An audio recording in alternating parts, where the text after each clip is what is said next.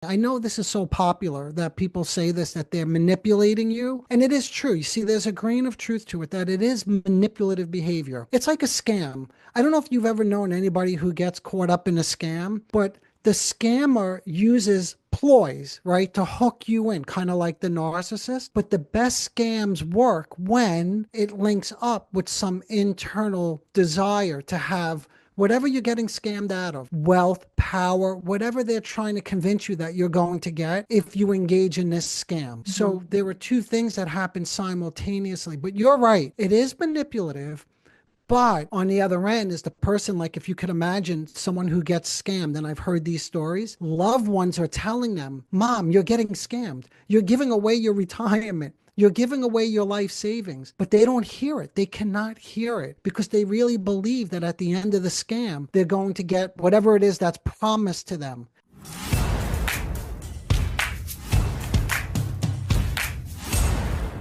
Welcome to another episode of Negotiate Your Best Life. I'm so excited today because we get to talk to Dr. Anthony Mazzella, who is a distinguished psychoanalyst. And we're going to be talking today about a really interesting topic that a lot of you have asked me about. And he is the guy. He is the narcissism decoder. Hmm. And he talks a lot about his dealing with narcissists, and he is the guy. He has deep psychoanalytic training. He's got over 2 decades of experience in dealing with all of this, and he is so practiced in this. And I'm so excited to talk to you, Dr. Mazzella, about why people just cannot get out of these relationships. And I know you know so much about narcissists, and you've been Hmm. you have an amazing podcast yourself, which we actually just recorded an episode of. Yeah. And and I know so many people are feeling um you know like what do they do if they just feel like I don't want to be in this relationship anymore, but I also just can't get over this person. Hmm. And I this person is just in my thoughts. So welcome, Dr. Anthony Mazzella. Thank you for being here. Hi, Rebecca. Well, first off, thank you so much for having me here and giving me this opportunity to share some of my thoughts on what is really a complicated question. So Yeah. you have some astute listeners, for them to raise something like this, because what I've found is actually as people become more educated about narcissism, because you hear a lot about it these days, it's all over social media. You know about it. You're an expert yourself on negotiating with these individuals. Yeah. But some people, they do, like your listeners, they wonder, like, even though I know this, why can't I get away? Even though I'm not happy in the relationship, why Yeah. can't I get away from it? So you already mentioned that I'm a psychoanalyst, and that's, I just want to put the response that I'm going to give to this question. My bias is, of course, that it's coming from more of a psychodynamic perspective. Hmm. So bear with me. And if I say anything that seems confusing or surprising, just stop me, okay? And we'll unpack it together. So to answer that question, we really need to think about, where do narcissistic relationships truly exist? Now, even though there's some reality to these relationships, and I hear this quite a bit with the patients I work with, that they do feel that there is something genuine sometimes with their partner, their narcissistic partner. The, but the truth is, they exist primarily in fantasy. So part of what binds someone to a narcissistic partner is a compelling fantasy that they create. And the fantasy is based on the hope and the dreams that they look forward to in the future. In other words, I hear this so frequently with my patients, the belief that their husband or their wife or their mother, right, their father, that they're going to change, that things are going to be different. Mhm. So what I'm suggesting is the relationship is not based on just the person, in other words, but it's based on this fantasy. And some people call it, and you may have heard this yourself, in the literature, sometimes it's referred to as the shared fantasy, but other people refer to it as codependency. You yourself, right, Rebecca? I think I'm not sure if we were recording or if it was offline, but you said kind of like a trauma bond, and in a way, yes, it's kind of like a trauma bond because trauma bonds also exist primarily in fantasy. Yeah, go ahead. Did you want to jump in? Yeah. I mean, so what is a Okay. trauma bond? Can you just define what that is? Yeah, so it's almost in essence what I'm about to describe. It's when you're in a relationship and you become incredibly dependent on the other person to define your own sense of, to use something you're familiar with, you, right? So your own self-worth unfortunately starts to get defined when you get this validation or this recognition by your partner. And that's what becomes so compelling and feels so good. Good. So what happens then in the trauma bond, there's what we call, again in my field, there's this merger between one's what we call a grandiose sense of self, which is at the essence of all narcissism, by the way. It's called the grandiose structure and the omnipotent other. There's a merger. The omnipotent other, just very quickly, just means that's the fantasy that this other person has a capacity to meet all my needs. And this is sometimes I hear this and it's almost like the feeling like I don't even have to express my needs, but they should know my needs and they're there to meet them. This is what we call an illusion of omnipotence. And all of this takes place in the trauma bonded or in the shared fantasy, in the codependency, whatever name you want to give it. They're all synonymous in a way. They all have their own nuances in terms of difference, but overall, we're talking about the same thing. I could keep going if you like because Yeah. I want to. Yeah, go ahead, please. Yeah, so I mean, I kind of also talk sometimes about the dopamine, like what happens when uh, Hmm. I sometimes refer to Robert Sapolsky's study in monkeys, um, Hmm. which uh, he did a study on monkeys where um, they were I think there was some kind of a game that they were playing where they were hitting a lever on something, and once they hit the lever, they got some kind of a reward. And if they got the reward every single time, and he was like measuring the dopamine levels in their brain, and if they got the reward every single time, then nothing happened to the dopamine levels in their brain, like because they knew Mm. that they were going to get the reward, right? Yes. And Yep. if they knew they were getting it, nothing happened. But then he changed the game so that it was only going to be intermittent, but Yep. they didn't know when they were going to get the reward.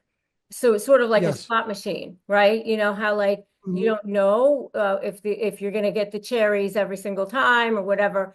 And Yep. so if they didn't know when they were going to get the reward, then the dopamine levels in their brain actually rose to the level of cocaine.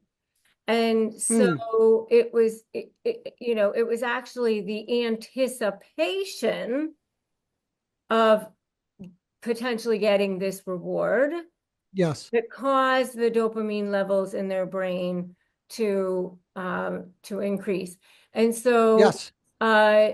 so I think of that as I analogize that to narcissism, because Yes. what happens with narcissists is this love bombing is so incredible because this person comes along, and especially to a person who potentially didn't maybe get enough love in their childhood or whatever it was. And then they come along and they say, wow, you are the most amazing human I've ever met. You are the most handsome. You're the most incredible doctor. Oh my God. Where have you been all my life? You're brilliant. We're meant to be together. We're soulmates. You're the most beautiful. You're the most intelligent. All of the things that this person has never heard probably their whole lives. And all the dopamine is going off in your brain all of a sudden, Yeah. right? Yeah. And Yeah. and then you get addicted to that because it's that feel good hormone. And then Yeah. all of a sudden they rip it away because now, as soon as you're in, they lock you in, then it's, oh my God, why are you're so needy? Because it's 100 emails a day, it's 100 texts, they're showing up at your house, they're everything all at once. And then the minute they Well, have you and okay. they lock you in, Yeah. they rip it away. You're so needy. Why are you texting me all the time? I have work to do. Um, get away from me. They Okay. ghost Yeah. you. Okay. Okay. So there's a lot here. So let's unpack it because the experiment that you mentioned, I think fits in quite nicely actually with what I was just describing with Right, that merger, that symbiotic relationship, especially the part about the hope, right? The hope that right, this is what's going to come. We could just substitute the hope for a dopamine bump, right? That good exactly. feeling. Right, And the fact that it's intermittent is so important because, again, you mentioned in childhood, there certainly there's a history of childhood trauma and people who get into these relationships, right? exactly. And it's two people, right? Because that's why they call it a shared fantasy. Yeah, So, what happens in early childhood? I like that you brought in the research. I'll just give one other research experiment to yeah. really drive it home. So, there's something called the still face experiment. I think it was by Edward Tronick. I don't know if you've ever seen this, but it's Mm-mm. heartbreaking to watch. It's babies as early as like 9 months old till Mm, I think like 16 months playing with their caregiver and mm. the caregiver smiling and playing with them, and the baby's engaged and pointing and laughing or cooing, right? And then they're given the instruction. The caregiver is given the instruction to put on a still face. In other words, you're not available anymore to the child. Mm. And it's this is the heartbreaking part, but so informative. So the child then gets a little confused initially, right? They look away. So the looking away, by the way, not that there's a one-to-one correspondence, but this is a narcissistic move. This is what we call a dismissive attitude. They're not engaged anymore. They put up a wall, right? So the child looks away. Then the child starts banging on the desk or the chair to get the caregiver's attention, like wake them up, in other words. And that doesn't work because remember, the caregiver is instructed to keep a still face. And by the way, that's equivalent to the more aggressive, manipulative, let's say, angry type of narcissist. Then they start to cry, right? All of these are um, adaptive techniques to try to do what? To get the recognition, the attention back from the parent who's pretty much is dead at this point, right? The still face is like unavailable. So then the parent still does not respond. And Rebecca, this is only like 40 seconds, right? It only Yeah. takes like 40 seconds. And then the child begins to completely break down. They start to collapse. And that's the really sad part. But all of this is to say that go back to the intermittent part that you mentioned a moment ago, when they were instructed to then re-engage the child comes alive again and they're smiling and pointing and touching the caregiver.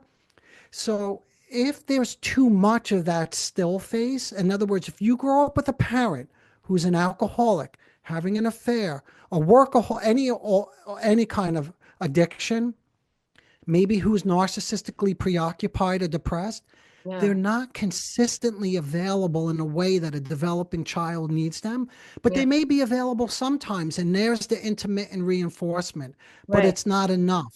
Yeah. So, yeah. So, what you mentioned, the intermittent reinforcement and the dopamine is certainly something that's given off because, yeah, it feels good to be recognized, especially when that's gone missing Right. in your earlier life. Yeah. Right. Have you ever met somebody? They started off to be the most charming, charismatic person you've ever met in your life. Then they turned out to be your worst nightmare. And then when you go to negotiate with them, they're a living hell. Well, I developed something called the Slay Method of Negotiating with Narcissists, and it has helped tens of thousands of people in more than 150 countries win, go from feeling drained and defeated to getting the outcomes they want. And the reason why it works is because I spent more than 20 years studying narcissism as a trial attorney, and now I'm here to help you win too, and also take your suffering and turn it into your superpower. Take your pain and turn it into profit, peace, and purpose as a highly specialized high conflict negotiation coach. If you want to learn how to do it, then just go to RebeccaZung.com/apply and I will show you how. Exactly. Exactly. And so now you get this person who comes along, reinforces you, Yes. and then they take it away. Yes. And then Yep. they take it. And so now, where is it? I need it again. And then what happens is this cortisol uh builds up in your body for the person who's got the need for it, and that codependent Yes. person, and then they're looking for that dopamine hit again, and Yeah. that's what causes it's actually a physiological addiction to this person. It's both. It's both. Don't forget. It's emotional too, right? It They're is both emotional. happening simultaneously, right? It's emotional as Because to well. get that bump, you have to have a feeling like, and I Absolutely. actually heard these words like, oh my gosh, like he sees me now.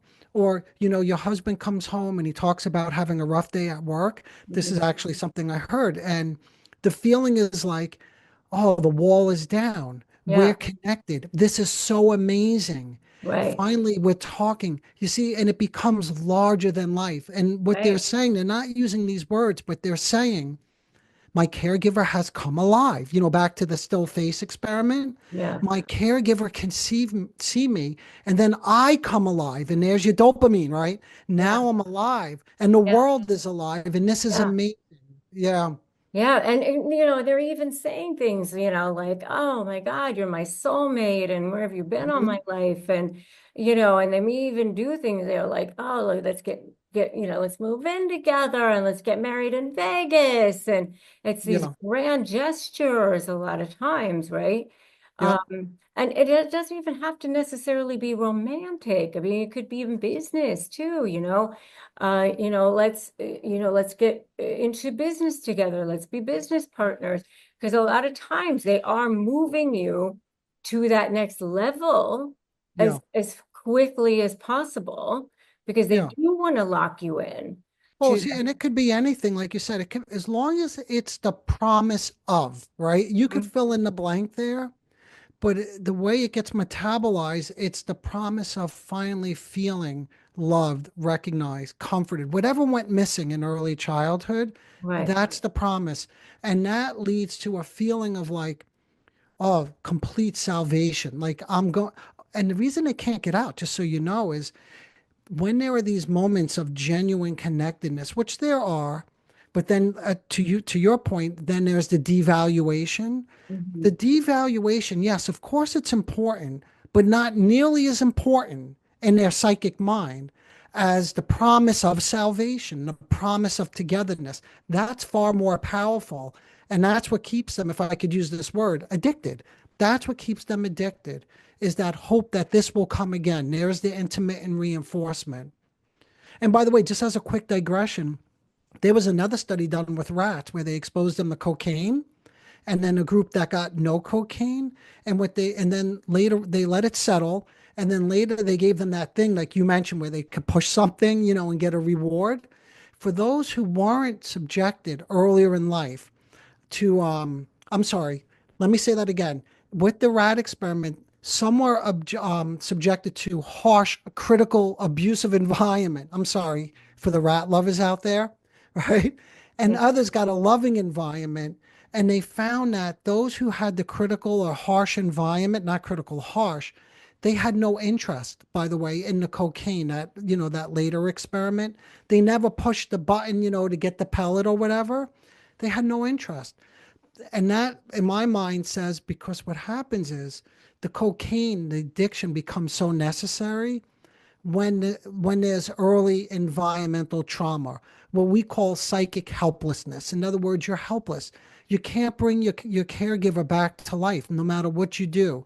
The pounding, the crying, the screaming, all goes unmet. So, yeah, that's where it Yeah. gets. Hmm. And it's so good, like the promise of, and that's what it is. And that's how narcissists keep you going. It's that promise of, it's that hope. That's what how they keep And you you need it, and that's what you need too. Remember, it's both, right? It's not just that they do that, which they do. That's true, Rebecca. But not everybody falls into these relationships. It's those who hold on to that hope. Just to do a quick review, I know this is in the other episode, but we were talking about what was it?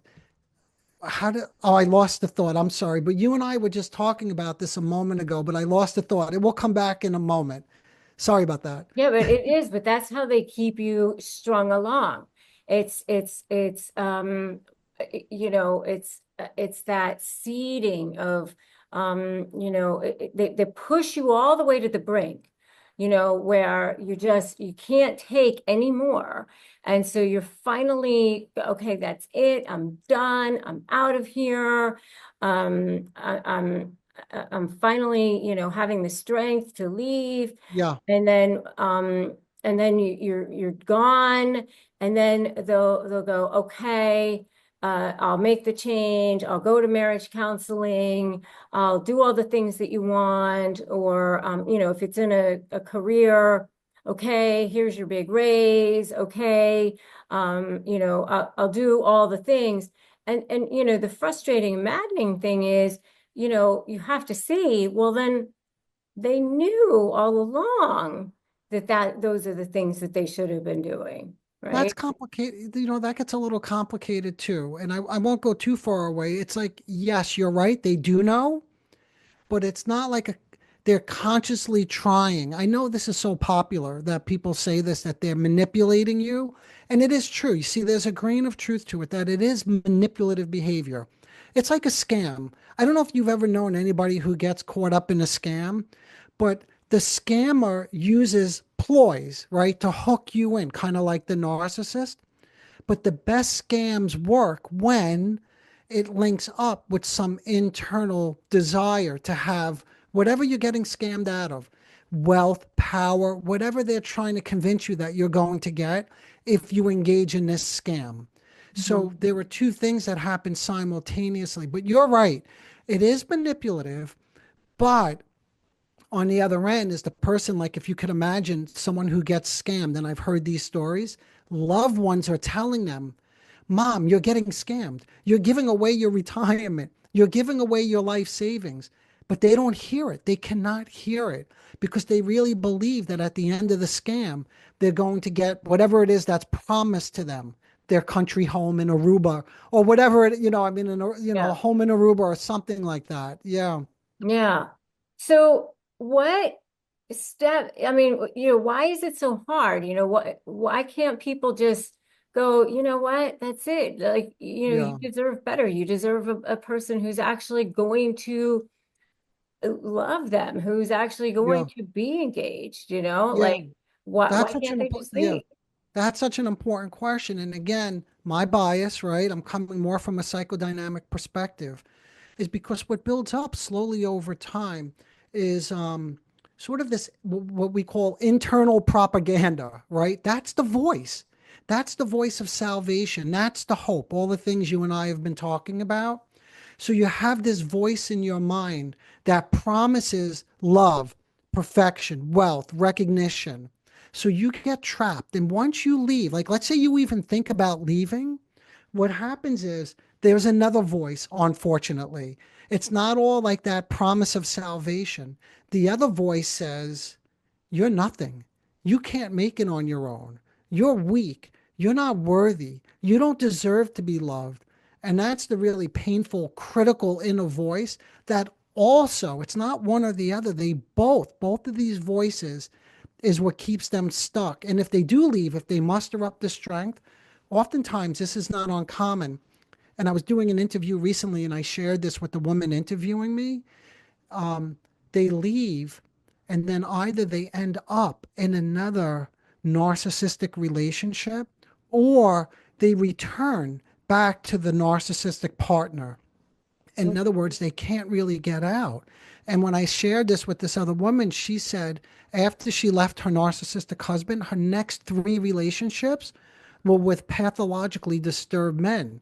So that she was like sort of validating how even when you're out, unless you could start working through not just one voice, but both of those voices, it's hard to be free. And that goes back to, and you know this because you do slay, right? The Yeah. last is the why. You, remember? That's Hmm. what you told me earlier in our other interview. Yeah. You have to know yourself and that what's going on in terms of these voices in your head and Hmm. how seriously you're going to take them. And it's not easy to put them to rest because they're very convincing. And Hmm. that's, by the way, a personality disorder. Just as a quick digression, is when you are absolutely convinced, these are thoughts. Most of us treat them like thoughts or feelings, but for someone with a personality disorder, they become ossified. In other words, they get so stuck in their thought and they Hmm. believe that it's true. And then when someone tries to convince them, like you're being scammed or your husband is abusive, they can't hear it because they listen to the voice instead. Well, and they're afraid. They're so afraid that the person is so much more powerful or so much more confident or so much more Mhm. like that they're never going to be able to um prevail over that other. Well, but that's the critical voice then, because if they're afraid somebody's powerful, Hmm. the corollary of that is what? I'm weak. I'm not Yeah. strong enough. They're Right. stronger than me. See, Right. that's the critical voice again. Yeah. So what steps can somebody take to heal and rebuild their life? You know the answer to this? It's you, right, Rebecca? In other words, know thyself, in other words. Hmm. So if you have some awareness, and that's even if you if you buy into this theory, that Hmm. you're living in two worlds, right? Anybody in these kinds of relationships, they live in two worlds. One is the fantasy world that I was describing earlier, where Hmm. they play this false game in the fantasy world of the grandiose self and that omnipotent person who's going to meet all of your needs Hmm. in the moment and you're going to feel so good. There's the dopamine, right? Right. And where things are amazing. That's the kind of stuff you really hear. Things are amazing. Right. Things are great. And you described it earlier. And that's intoxicating. But you have to understand it's a split world. And by the way, splitting is a big part of personality disorders. Yes. The other part of the split is the real world. Hmm. The real world is painful and Hmm. there's uncertainty, and you don't always know yourself. And that's far more difficult to live in. And I've watched, and as I help patients come out of the fantasy world, which they do with proper, treatment, they're terrified. To your point a moment ago, they're scared not of the person having power, but they're scared that they don't know the right decisions to make for themselves. They don't know the next self, the next steps, right? Because when they were in the world, the trauma bond, for instance, Hmm. all the decisions, everything was made for them. They didn't have to think. Right. And thinking can be scary, especially It's when that you don't know unknown. how to think. It's that Yeah. unknown. Yeah. Yeah. And that's why Exactly. I just created the Slay Momentum Society. So, I have a community that I just created, Hmm. so that people have like a place that they can go for support, and we have coaching in there, and it's like Yeah. a low ticket price, for people, a barrier of entry for people to get coaching and group coaching, Hmm. you know. Yeah. So, Yeah, so they have to know the split world. That's a really good start, like recognizing that. And yeah. then what happens is they need to understand as well, if they buy into this, that the split world, the fantasy world is so appealing, also because you don't have to then deal with the traumatic loss that we described earlier in those studies that you and I mentioned. Yeah. In other words, there's no loss in a fantasy world because there's that magical union. That's the trauma bond. It's called a bond because there's no separation. And that's really a reassuring feeling because then you don't deal with loss. So Hmm. what's one exercise that you can give to somebody that they can do, like starting So today? I don't give exercises. I just give awareness, right? Right. I know it sounds so counterintuitive because everybody likes to have like these exercises of what they could do, but Hmm. I like to say, I heard this metaphor recently. When you come out of a relationship like this, it's not like you're repairing your house. Hmm. Your whole house has been blown down like by a tornado. You're starting over. So in my, again, biased opinion, there's no simple exercise for that. That's getting to know yourself, living in the real world. But most importantly, so here, maybe this is an exercise now that I'm saying it out loud.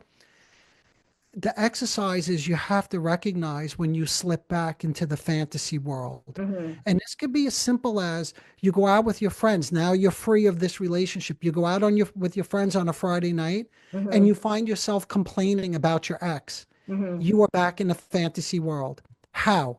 Because your mind is preoccupied. You see, you're Hmm. back in it. And then you could argue, no, I'm not back in it. I left him, or I'm far away, or I moved. And I would say, you are not out of it. If you're out on a Friday night with your friends Hmm. talking about your ex and what a bastard, or what, all these bad words about him, or Yeah. what he did, you are still in the fantasy world, not the pleasant one, but now the conflictual one, but you're still entangled and Yeah. you're not free. So okay, thanks for pushing me on that, Rebecca. There's a technique or a tool, something they could use right away is to try to recognize these little shifts when you go back. And if you're sending, I hear this one quite frequently. They're sending, what are they called? Reels to their ex, Okay. like Instagram reels, Yeah. like of things about pain or betrayal, if there was like a betrayal of some sort. Right. And then slowly I have to help them recognize that something happened, something preceded that was intolerable. Maybe they were living in the real world and it was too painful. The emotion was too hard to deal with. So they slipped back into the fantasy world. Yeah. Yeah. Noticing that is a good Don't be first step. sending reels to your ex. That's not a good Yeah. idea. This show is sponsored by BetterHelp. We often talk about red flags we should avoid, but what if we focus more on green flags in friends and partners? Whether you're dating, married, building a friendship, or just working on yourself from time to time. So, how about we work on the relationships that are going to love you back, including yourself? I know for me, therapy's been absolutely game-changing and learning how to love myself, set boundaries, and overcome all sorts of blocks I didn't even realize I was creating for myself. I just knew I wanted to be the best version of myself that I could be. What I love about BetterHelp is that they make therapy totally accessible and convenient. The network is totally diverse, more than 30,000 credentialed therapists with a wide range of specialties. Plus, if you don't gel with one, you can just easily switch therapists anytime at no extra cost. Discover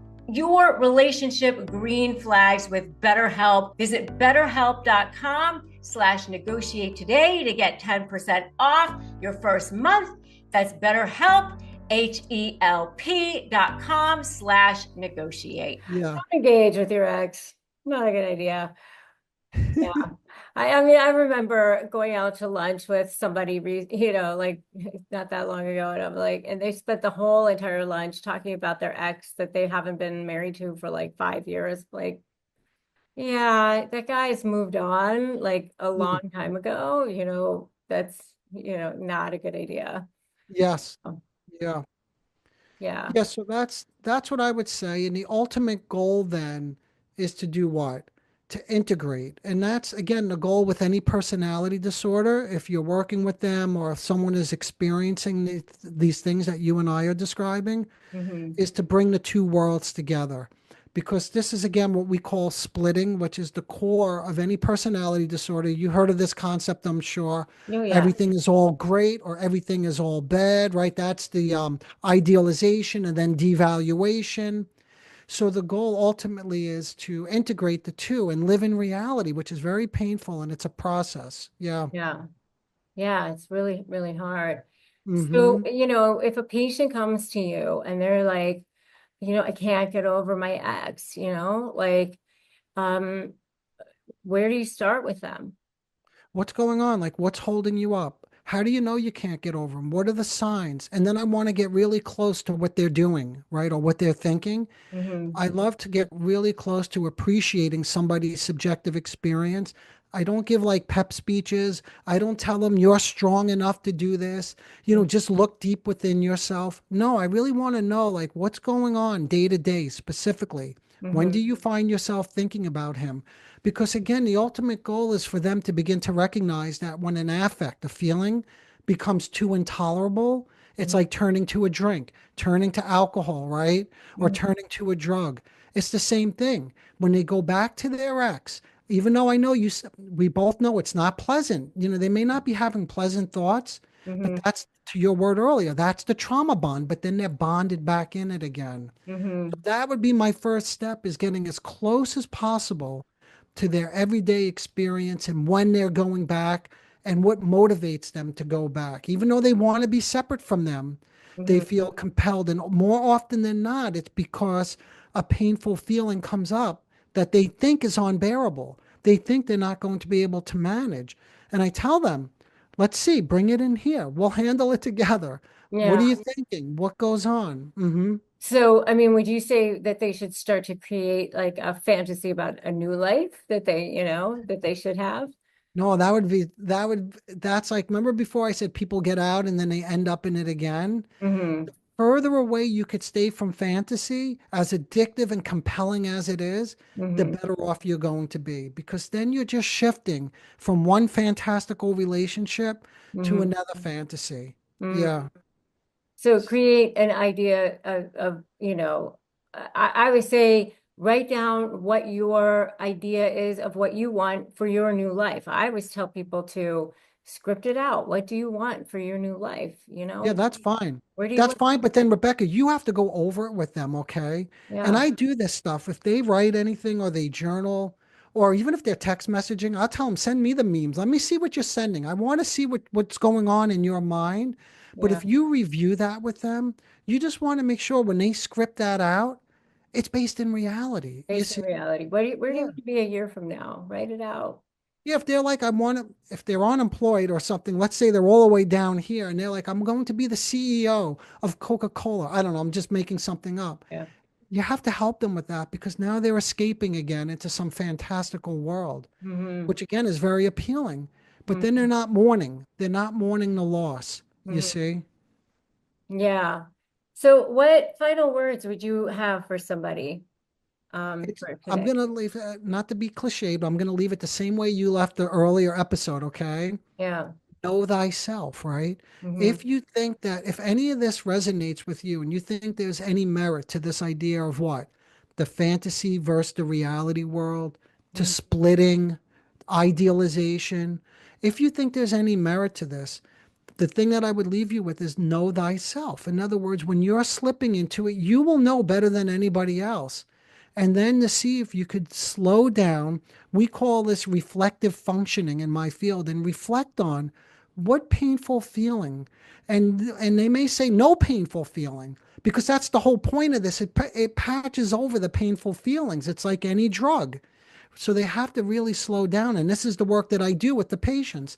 And Hmm. sure enough, 99.9% of the time, we find that they felt slighted, they felt abandoned. Maybe a colleague didn't respond to them in the way they hoped for, you Hmm. know. So these are Yeah. the things that could trigger them to go back to that magical, addictive, trauma bonded fantasy relationship. And if Hmm. they could put their finger on that and begin to not take an action, right? Not to go back. And an action, I mean, even in fantasy is an action because you're still avoiding something. Hmm. Then you could prolong and maybe with the help. Some people need help getting through this, especially people who get stuck in this for Hmm. years. And that's not an exaggeration. People really do. You Yeah. know, then maybe you need help prolonging the moments that you spend with these more painful affects. Hmm. Yeah, I think, what causes with so much of our unhappiness is these expectations, Yes.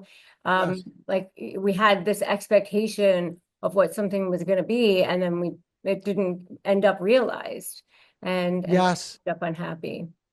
That's very difficult because the bigger the expectations, and in our day and age, they're usually pretty high, Hmm. right? So the bigger the discrepancy, let's say, between the expectation and the reality again, the bigger the discrepancy, the bigger the blow to the self-esteem. Yeah, That's the definition of self-esteem is what you hope for and then where you really are, yeah, right? And the bigger the gap, the more they need to fill that gap in, like I mentioned before, and patch it over with yeah, some kind of addiction to get rid of that painful feeling or yeah, recognition. Yeah. yeah, yeah.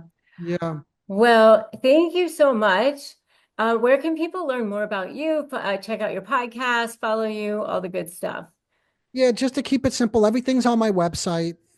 The podcast is there, the video channel, anything that I write on personality disorders and narcissism, it's all at Dr. Mazzella, like DrMazzella.com. And I'll send it to you if you don't mind putting it in your show notes, but Yeah, everything is on my website.